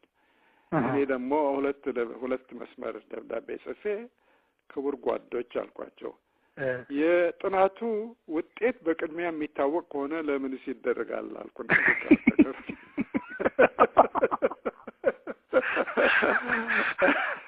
ገንዘቡ ተመልሶ ለፎርድ ፋውንዴሽን ሄደ። እኔ አቋረጥኩ እሱን። ከዚያ በኋላ ወደ ኬንያ ሌላ ምርምር ለማድረግ ወደ ኬንያ ሄጄ ስራዬን ቀጠልኩ። ስለዚህ I never went back to Ethiopia again። ከ1974 ጃንሆይ ከስልጣን ወርደው ኦገስት 12 1974 ከስልጣን ወርደው በሳምንቱ ከኢትዮጵያ ወጣሁ። እኔ የተመለስኩት 1991 ሊበሬሽን ደርግ ሲወድቅ ነው የተመለስኩት።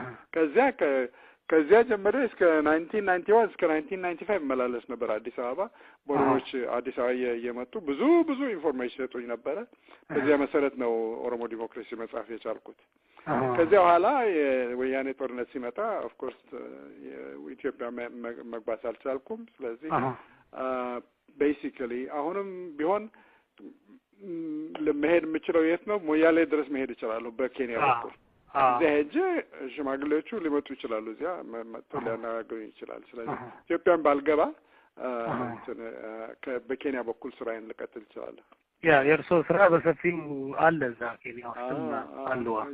ባይ ዘ ዌይ ከዚህ ሌላ ደግሞ አንድ የጨረስኩት 1991 የጨረስኩት መጽሐፍ አለ ስለ ኬንያ ኬንያ ኦሮሞች፣ ስለ ኬንያ ቦረናና ጋብራ።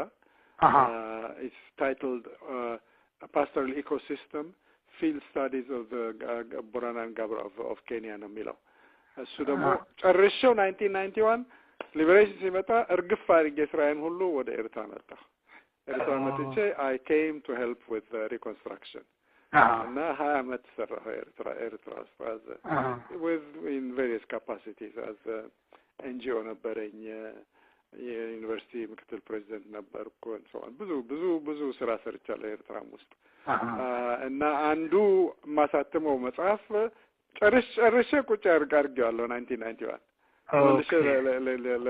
አሁን እሱም ታትሞ ይወጣል። እሱ ደግሞ ስለ ኦሮሞ እውቀት፣ ስለ ኤንቫይሮንመንት እና ስለ ቦታኒካል ኖሌጅ ያላቸው ነው። በጣም ጥልቅ ምርምር ነው። እሱም አስደናቂ መጽሐፍ ይሆናል። እሱ ደግሞ ለሳይንቲስቶች የሚመለከት ነው፣ ለፖለቲሽንስ የሚመለከት አይደለም። It concerns nutrition, ecological adaptation, survival strategies, livestock breeding, selective breeders ናቸው ቦረኖች። ያማርጣሉ ከብት ያማርጡ ብሪድ ስለሚያደርጓቸው ልዩ ቦረና ብሪድ የሚባል አለ አፍሪካ ውስጥ በጣም የሚፈለግ ለክሮስ ብሪዲንግ የሚፈለግ። ስለዚህ ከአውሮፓ የሚመጣ ምርጥ ዘር የከብት ማዳቀል ሲፈልጉ ከማን ጋር ነው የሚያዳቅሉት? ከቦረና ከብት ጋር ነው። ምክንያቱም ከቦረና ከብት ከአፍሪካ ብሪድስ ከኢስተርን አፍሪካ ብሪድስ በሙሉ ምርጥ የሆነ ብሪድ እሱ ስለሆነ ገባ። ይሄም ሊሆን የቻለው ቦረኖች ራሳቸው ሴሌክቲቭ ብሪዲንግ አላቸው። ልጅ ከፈረንጅ ሁሉ የተለየ ነው የነሱ ሴሌክቲቭ ብሪዲንግ ደግሞ ገባ። ሴሌክቲቭ ብሪዲንግ በፈረንጅ ምንድን ነው?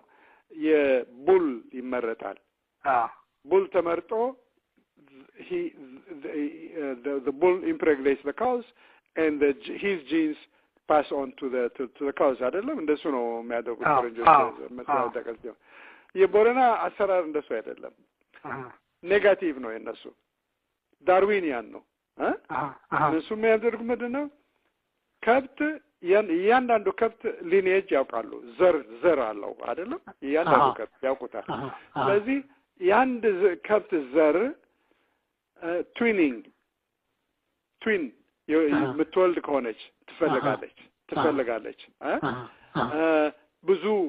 ብዙ ጥጃ ትወልድ እንደሆነች ትፈልጋለች ውሃ ጥም መቋቋም ትችላለች አትችልም አንዱ የሚፈልገው ካራክተር ይሄን ሁሉ እንደዚህ አይነት ብዙ ካራክተሪስቲክስ አላቸው የሚፈልጉት አንዱ ኔጋቲቭ ካራክተሪስቲክስ ደግሞ ምንድነው ጥጃዋን የምትገል ከብታለች የራሷን ጥጃ ኪክ አድርጋ ትገላለች ይሄንን የምታደርግ ደግሞ ኔጋቲቭ ካራክተሪስቲክ ነው ስለዚህ ኔጋቲቭ ካራክተሪስቲክ ያለውን ዘሩን በሙሉ ሰብስበው ይሸጡታል ያርዱታል የሚሸጡት ደግሞ ለጠላት ነው እንጂ ለወዳጅ አይደለም ለሶማሌ ይሸጡታል እና this is the way their breed improves ገባ ዘሩ የሚሻሻለው ለምንድን ነው መጥፎውን በመንቀል ነው እንጂ አዲስ ጂን አምጥተው በማስገባት አይደለም ኦፖዚት ነው የፈረንጅ selective breeding እና የኦሮሞ selective breeding ስለዚህ በዚህ ምክንያት ቦረና breed is unique in Africa ገባ ስለዚህ ብዙ ስለ ከብት እርባታ ስለ አታክልት ዕውቀት ያላቸው ስለ wild vegetation ዕውቀት ያላቸው በጣም ጥልቅ ነገር ነው 400 ፕላንት ሰብስቤ አናላይዝ አስተርጋለሁ እነሱ የሰሩትን ምግባቸውን ሁሉ ሰብስቤ ኑትሪየንት ኮንቴንት አናሊሲስ የምግባቸው አድርጋለሁ ስለዚህ ይሄ ተደርጎ አያውቅም የትም በአይሮፕላን የተጫነ በሬፍሪጀሬተር ናይሮቢ ድረስ ወስጄ አናላይዝ አስተርኩት ስለዚህ we know exactly what the nutrient content የምግባቸው ማዛ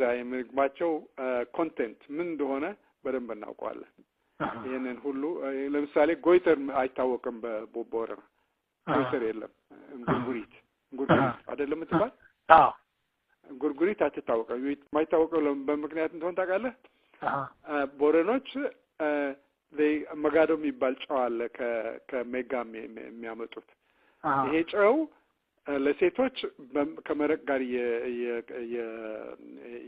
የጨመሩ መረቅ ውስጥ የጨመሩ ያጠጣቸዋል ወንዶቹ ደግሞ ትንባሆ ሲቅሙ ከትንባሆ ጋር ያደርጉታል እንትኑን መጋዶውን ይሄ ነገር እንግዲህ አስመረመርኩት ሺካጎ መጥቶ ተመረመረ መጋዶ 5 አይነት ሶልት ነው ያለበት ውስጥ ጨው ብቻ አይደለም በዛ ላይ ደግሞ it contains 5 parts per million iodine የአዮዳይን ስላለበት እንጉርጉሪት አይታወቅም በቦረኖች ጋር completely non existent ገባ there's a lot in their traditional feeding በአመጋገብም በቦታኒ ዕውቀትም ያላቸው ለጤንነት በጣም ሚረዳ አይነት ዕውቀት አላቸው ሁሉ ተመርምሮ እዚያ የመጨረሻው መጽሐፍ ውስጥ ገብቷል ስለዚህ እሱም ታትሞ ይወጣል hopefully በሚመጡት አመት እርስዎ በጣም ቢዚ ነው በጣም ቢዚ ነኝ በጣም ቢዚ ነው መጨረሻ ላይ ኬንያና እንግዲህ የቦረናዎቹ በኬንያ በኩል ያሉት የኬንያ መንግስት ስር ናቸው በኢትዮጵያ በኩል ያለው ደግሞ አንድ ማህበረሰብ ሁለት ቦታ ነው የተከፈለውና ሁለት አስተዳደር ስር የትኛው ነው ሞር ምቹ የሆነ ለተመራማሪ በጣም የተለያየ ኤክስፒሪየንስ ነው ያለው በሁለቱም ጋር ምክንያቱም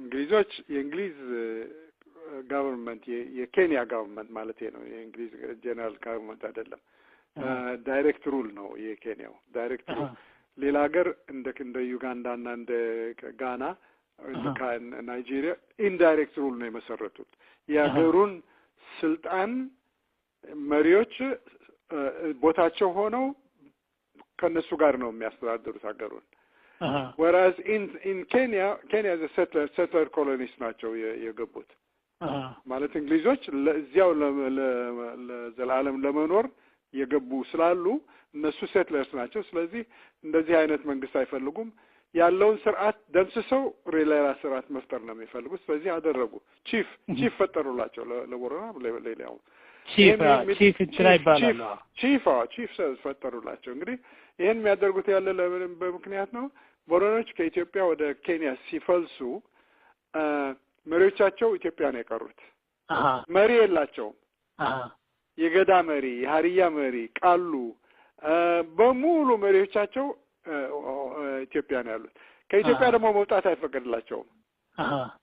ምክንያቱም በህግ በስልጣን ላይ ያሉ መሪዎቹ ከኢትዮጵያ መሬት ከድሬና ሊበን የሚባለው ዞባ የቦረና ከዚያው ውጭ ሊቀመጡ አይፈቀድላቸውም። ስለዚህ ከስሯል። የኬንያዎቹ መሪ የላቸውም። ገባ? ስርዓታቸውን በጣም ተዳክሟል። ስለዚህ እዚያ ሲሄድ ኢኮሎጂካል ሪሰርች ማድረግ የጀመርኩት ቢኮዝ ገዳ የለም እዚያ ጠፍቷል። አያውቁትም። የገዳ ክሮኖሎጂ ያላቸው አይደለም የቦረናች የ400 ዓመት ታሪክ አላቸው በገዳ የሚቆጣጠሩት። የገዳ ክሮኖሎጂ መሆኑ ቀርቶ የብሪቲሽ ኮሚሽነርስ ታሪክ ነው ያላቸው። ታሪኩን ቀየሩት። ኮሚሽነሮቹ ከመጀመሪያ ጀምሮ እስካሁን ድረስ ያሉትን ያውቋቸዋል። ስለዚህ ታሪካቸውን ሲነግሩት በኮሚሽነር ከሌ ጊዜ ይሄ እንዲህ ተደረገ እያሉ ነው ታሪካቸውን የሚሰጡ። ስለዚህ they have lost a lot of their culture, but fundamentally ባህሪያቸው አልተቀየረም። They are still the same democratic people. But the formal institutions, the organization, የpolitical organization የጥንቱ ጠፍቷል ጨርሶ። የለም። ስለዚህ በዚያ በኩል ሄደው ስለ ቦረና ጥናት ያደረጉት ፖል ባክስተር የሚባል አለ። እሱ ያንን አይቶ በቃ የኢትዮጵያም የኬንያም ገዳ የሚባል ስርዓት የሃይማኖት ስርዓት ነው እንጂ ሌላ ምንም የፖለቲካ ትርጉም የለውም፣ በህግም ምንም ስልጣን የለውም፣ በጦርነትም ስልት ምንም የለውም ያለ ነው የሚጽፈው። ግን የኬንያን አይቶ ነው ኢትዮጵያን አይቷቸው አያውቅም። ስለዚህ በዚያ ምክንያት አንዱ የመጨረሻው ቻፕተር የጻፍኩት ክሪቲክ የባክስተር እና የሌሎችም ስለ ቦረና ስለ ኦሮሞ የጻፉት ፓርትሊ ደግሞ የንቀት አስተሳሰብ የድሮ አይነቱ ኢትዮጵያ ውስጥ እንደነበረ አይነት የንቀት አስተሳሰብ ስላላቸው እነሱም በትክክል አናላይዝ ሊያደርጉት አይችሉም የቦረናን ስርዓት። አንዱ ማጋለጠው ይሄ ነው ያሁኑ መጽሐፌ ውስጥ ነው። የእንትን ደግሞ ማለት የፈለኩት እኔ ለአንድ ሪሰርቸር ልክ እንደርሱ አይነት ሞር አሁን ቀጥታ አልሄዱም ማለት ቢሮክራሲው አለ። አሁን ወደ ሞያሌ ኬንያ ሲሄዱና ሞያሌ ኢትዮጵያ ሲሄዱ ቢሮክራሲው የት ይቀላል? በኬንያ ይቀላል? በኢትዮጵያ ይቀላል? well ጊዜ መለየት አለበት። በአፄ ኃይለ ሥላሴ ዘመነ መንግስት በጣም ክፍት ነበረ ኢትዮጵያ። ዋይድ ኦፕን እንደፈለከውን ታደርጋለህ። ከአዲስ አበባ ትንሽ ወረቀት ይዘህ ሄደህ አገረ ገዢውን ወረዳ ገዢ አውራጃ ገዢ ስታሳየው አሜን ብሎ ነው የሚቀበል። ምንም ጥያቄ አይደለም። በኬንያ በኩል እንደዚያው ነው። አሜን ካስፈቀድኩ ላይሰንስ ተሰጠኝ ምርምር ለማድረግ ፈቀዱልኝ። ግን የሚለያየው የት ላይ መሰለህ? የኢትዮጵያ አድሚኒስትሬሽን ኢንኤፊሽንት ስለሆነ ትራዲሽናል ሲስተሙን አልነካውም፣ እንዲቀጥል አደረጉ። አንዱም ምክንያት ደግሞ እሱ ብቻ አይደለም፣ ኢንኤፊሽንስ ብቻ አይደለም። አፄ ምኒልክ ራሳቸው recognized the traditional institution of Borana and incorporated it into his government. የቦረና አውራጃ ነበር የሚባለው ድሮ የአውራጃው ስም። ሲዳሞ ያሉት በኋላ ነው። ደርግ ነው እንደ ሲዳሞ ያለው? ኖ ከዚያ በፊት ነው ሲዳሞ የተባለው። ኃይለ ሥላሴ ነው። መጀመሪያ ግን ቦረና አውራጃ ነበር የሚባለው። ምክንያቱም ቦረናዎች ናቸው ትልቁ ህዝብ እዚያ ውስጥ ያሉት። የአፄ ምኒልክ ደግሞ በጣም ቦረናን ይወዳሉ። ስለሚወዱ ነው አንዱ ቦረና ኢትዮጵያ ውስጥ መግባት የቻለው። ምክንያቱም እንግሊዞች ይሄ መሬት የኛ ነው ሲሉ ምን ታውቃላችሁ እናንተ ስለ ቦረና? ቦረና ማለት እኮ ከረዩ እኮ ናቸው። ከረዩ እዚህ ጎናቸው እንዳሉ ታውቃላችሁ አሏቸው። እንግሊዞችን ነው እንግዲህ። ከረዩ ሸዋ አሉ አይደለም? ከረዩ ሸዋ አለ። ከረዩ ደግሞ እዚህ አሉ፣ በኬንያ አሉ። ስለዚህ ከየት መጣችሁ ነው? ይሄ ህዝብ የኛ ህዝብ ነው የምትለው? የኛ ህዝብ ነው፣ ወንድሞቻቸው ናቸው አላቸው። በጣም ተቆጡ።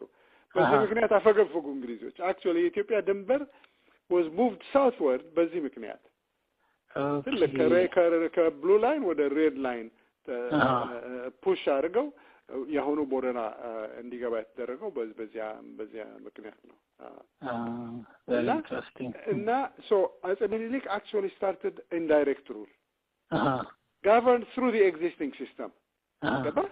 በማድረጋቸው ስርዓቱን ፕሮቴክት አደረጉት ማለት ነው እንግዲህ ጠበቁት። ያ ግን የሾሙት የገዳ መሪዎች አይደለም። ምክንያቱም ገዳ መሪዎች በ8 ዓመት ይመረጣሉ፣ አያዋጣም አይደለም።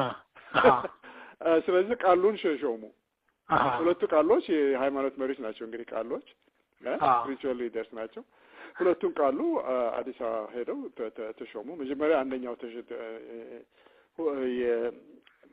ማንዳው ቃሉ አነስተኛው ቃሉ ተጠርቶ ሄደ አዲስ አበባ ሊሾሙት ሲሉ ለአጤ ምኒልክ ምን ይላቸዋል ቃሉ? ጌታዬ እኔ ብቻዬን ልሾም አልችልም፣ ሌላ ተቃራኝ አለኝና እሱ መሾም አለበት አላቸው። አብዳሎ ያሉ ለምንድን ነው ያንተን ተቃራኝ ማሾም የምትፈልገው? ለምን ሁሉንም አታጠቃልልም አሉት። ጌታዬ አይቻልም፣ እኛ ሳቦና ጎናነን ለየቅሩ ነው ለሁለቱም አላቸው። ስለዚህ አጤ ምኒልክ ምን አደረጉ? ሹመት ሲሰጥ ቦረና ውስጥ at all levels ከአውራጃ ጀምረህ እስከ መንደር ድረስ ድርብ ነው። ሁለት ሹም ነው ያለው። አንዱ ለጎና አንዱ ለሳቦ። ተቃራኝ ናቸው እነዚህ። አየነው ሁለቱ ዲቪዥን። ይሄ እንግዲህ የኦሮሞ ዲሞክራሲ ካራክተሪስቲክ ነው፣ የባላንሲንግ ሜካኒዝም ነው። ምኒልክ ተቀበለው ይሄንን። እንደሱ ነው ሰራራቸው ብሎ እንግዲህ ይሁንላችሁ ብሎ አፖይንትድ ዳብል ሁለቱም ዳብል ባላባት በአውራጃ ሌቨል and then down to ቆሮ ሁሉም ዳብል ናቸው ቦረና የሳቦና የጎና ከጥንት ጀምሮ የኦሮሞ ስርዓት ትዊን ኔሽን ነው የምላቸው። ትዊን ኔሽን መንታ ህዝብ ነው የምለው። ምክንያቱም ቦረናና ባሬቱማ ነበር የሚባለው የጥንት ዲቪዥኑ በመላ እና ይሄ ታሪክ ደራሲዎች ተሳስተው ቦረናና ባሬቱማ ሁለት ትራይብ ነው የሚል አስተያየት ስለነበራቸው ተለያዩ።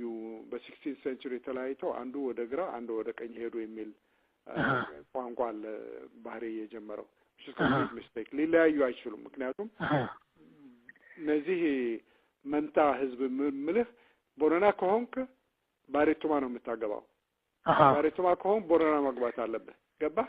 ስለዚህ ሁለቱ እያንዳንዱ ቤተሰብ ውስጥ ቦረናና ባሬቱማ አሉ ማለት ነው አይደለም? እንዴት አድርጎ ሊለያይ ይችላል? ሁለቱ አይችልም። of course it's down to the level of the individual family ስላሉ ሁለቱ ሊለያዩ አይችሉም። ስለዚህ ይሄ ሊሆን አይችልም ብዬ ረጅም ምርምር አካሄጄ አሁን ቦረኖችና ባሬቱማዎች የት ነው ያሉት ብለህ ስታይ ድሮ ያሉ የሚሉት ምን ነበረ? ቦረኖች ወደ ግራ ሄደው ሸዋ፣ ወለጋ፣ ጊቤ ያዙ። ባሬቱማዎች ደግሞ ሐረር፣ ወሎ እስከ ራያና አዘቦ ድረስ ወደ ደቡብ ደግሞ እንደዚያው ቀጠሉ ነበር የሚሉት። አሁን ውስጡ ገብተህ ስታየው ሁሉም ውስጥ ቦረናና ባሬቱማ አሉ።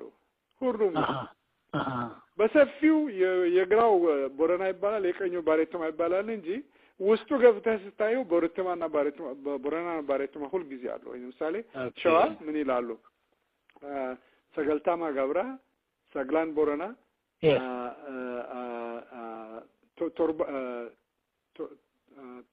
ቶርባን ቦረና፣ ሰግላን ባሬቱማ ይላሉ። ሰገልታማ ገብራ፣ ሰግላን ባሬቱማ፣ ቶርባን ባሬቱማ ይላሉ። ስለዚህ ቦረናና ባሬቱማ ቶሎማ ውስጥ አሉ። ገባ? ግን ቶሎማ ውስጥ አይደለም ብቻ አይደለም፣ ሁሉም ጋር ነው። ሁሉም ጋር ነው። ውስጡ ገብተህ ክላን ባይ ክላን የመረመርከው እንደሆነ ቦረና ባሬቱማ ማለት አንድ ቦታ ብቻ ይሄ ሁለቱ ላገኝ ያልቻልኩት ወለጋ ውስጥ ነው። ወለጋ መጫ ቦረና ብቻ ነን ነው የሚሉት። እና ተቃራኙ ማን ነው? እንትና ባሬቱማ ሳይሆን ጋብራ ነው። ገበሮ ናቸው እነሱ። ቦረናና ገበሮ ሆኑና ቀሩ። ጋብራ ራሱ አሲሚሌሽንስ ነው። አሲሚሌት ያደረከው ህዝብ ገበሮ ነው የሚሆነው። ሄዶ ፓርት ኦፍ ዘ ሶሳይቲ ይሆናል። አሲሚሌት ይሆናል። ኮምፕሊትሊ አንድ ይሆናል። ስለዚህ the dual division ግን ሁሉ ጊዜ አለ።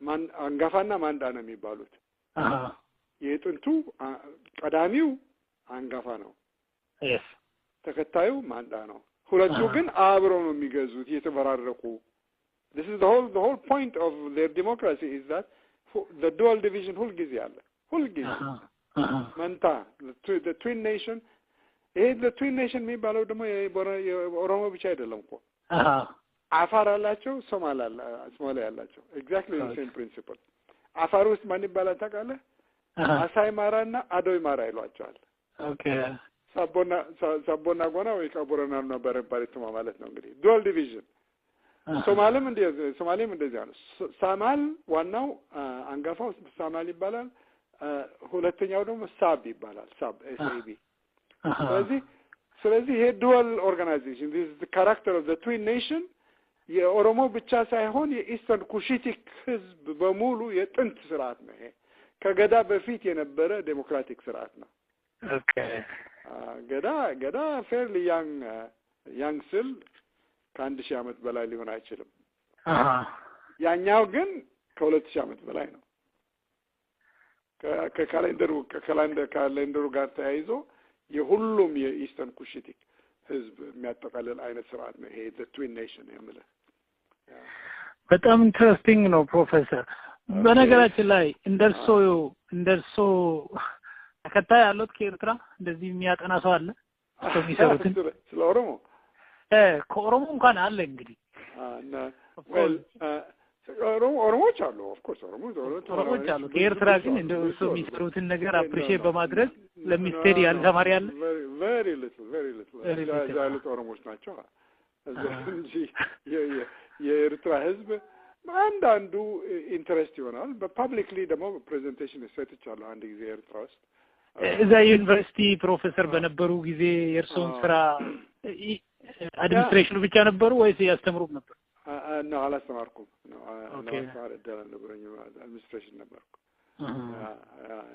ነው ግን in the diaspora ብዙ ኦሮሞ ተመራማሪዎች አሉ ብዙ and they have gone in all directions really truly amazing OSA Oromo Studies Association and አምስት ዓመት ያህል ሳልሄድ ቆይቼ ተመልሼ ሲሄድ ከአንድ 2 ዓመት በፊት በጣም ታምር ነገር ነው ያየሁት በእውነተኛ complete transformation the number of PhDs ያላቸው ታምር ነው really I mean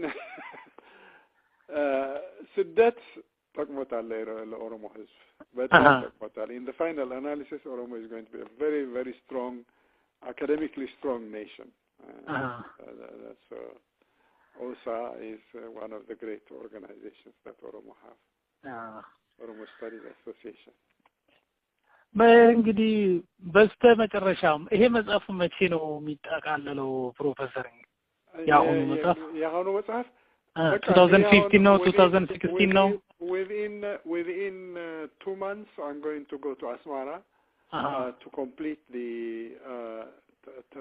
typesetting ሚረዱኝ ሰዎች በጣም ችሎታ ያላቸው የኮምፒውተር ችሎታ ያላቸው ሰዎች አሉ እና ታይፕሴት ሆኖ ህንድ ሀገር ወስጄ እዚያ ይታተማል the first edition and then ተጭኖ ወደ አሜሪካ ወደ አውሮፓ ይመጣል እንትኑ አዲሱ የታተመው should be basically ለተማረው ህዝብ heritage edition ብለን በውድ ዋጋ ነው የሚሸጠው necessarily hard cover no and also the quality of the paper is going to be high quality that does not crumble over time and my በጣጣሳል ወረቀት ከጊዜ አይደለም ብቻ ሆነና ይበጣጣሳል ይሄ acid free paper ነው ማደርገው so ይሄ ለላይብራሪስ ለተማሩ ሰዎች ብቻ ሆኖ ሁለተኛው paperback ሆኖ widely available to the entire Oromo nation hopefully will be published on a massive scale and just distributed and utilized the benefits of it will be utilized for whatever institution prints it and ያሳተመው የሸጠው ይጠቀምበታል ማለት ነው and they can use the revenue to print more copies you know okay በጣም ኢንተረስቲንግ ነው። እንግዲህ ይሄን ኤዲት በማድረግ ለአድማጭ አደርሳለሁ ፕሮፌሰር። እኔ በበኩሌ በጣም እግዚአብሔር ይስጥልን ለጊዜዎት በጣም ብዙ ጊዜ የሚሰሩበትን ሰዓት ነው የተሻማሁት። በእኔ በኩል እንግዲህ ይሄው ነው። እርሶ የሚጨምሩት ካለ ጥሩ ነው ያደረከው ኢንተርቪው በጣም እድል የሰጠኝ ደስ ይለኛል። ፕሮፌሰር እግዚአብሔር ይስጥልን ደህና ሁኑ እንግዲህ። ዌልካም። እሺ መጽሐፉን ደግሞ በመግዛትም ሆነ በመሸጥ እንተባበራለን። እሺ መልካም። ያጓድ ባረፈያ ነገኒ በናና ናርጌ ሰምባናና ብራር ሰላም ነጋ ነጋ ከሰነጋ ነጋ አባ ባይኑ ዝንጀራ አባበሩ ዋቆና አንጀራ አባ በሩ ያ አቦሩ ደምቱ በፉሊ ገራ አቦሩ እንደሙ ወዳያ አካና ዱራ ደሜት ሄሎ ጀላጅር ቤደላ ከራ ነጋ ጎላና ዋገላ ፋነሳንጋይን ኤጀነ በናተለን ከራ ነጋ ነጋ ነጋ Jaljilo jaljilo ya Lemojila jaljilo ya Lemojila Gadang gada garaya Lemojila Gada mochi garaya Lemojila Gada kuye garaya Lemojila karri garaya Lemojila Karri garando seya Lemojila Arri nenchando seya Lemojila Nenchi fike ya teya Lemojila Ka ala balle seya Lemojila Yo kalu Oregale Apogio Oregale Yo kalu Oregale Apogio Oregale Yo kalu Oregale Apogio Oregale Yo kalu Oregale Apogio Oregale Jaljilo ya Lemojila Jaljilo ya Lemojila Libeti ya farse ya Lemojila Libe ardajila ya Lemojila Nurtu torbanjila ya Lemojila Jilo bati doyo ya Lemojila Jilti bati batu ya Lemojila Jilti bati nole ya Lemojila Abrasa godante ya Lemojila Abrasa gadoa ya Lemojila Yo kalu Oregale Apogio Oregale Yo kalu Oregale Apogio Oregale Yo kalu Oregale Apogio Oregale Yo kalu Oregale Apogio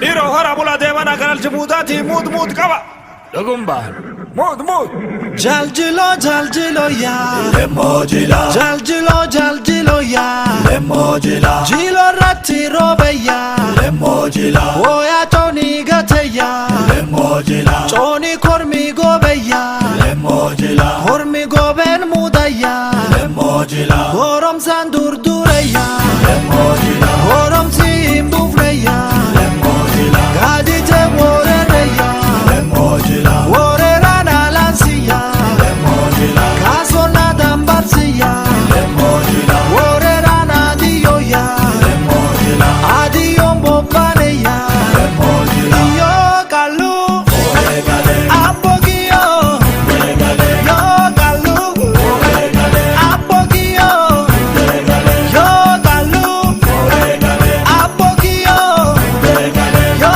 kalu Oregale Apogio Oregale Jaljilo ya Lemojila Jaljilo ya Lemojila Gada garaya Lemojila Gada mochi garaya Lemojila Worri